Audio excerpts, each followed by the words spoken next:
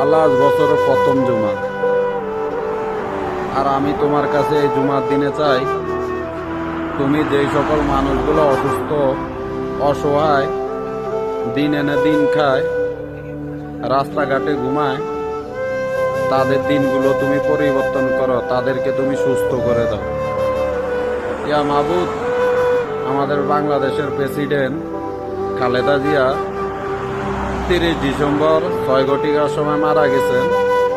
তার কবরটা আপনি জান্নাতের বাগান বানিয়ে দেন, তাকে আপনি জান্নাতের উচ্চ মোকাম দান করুন।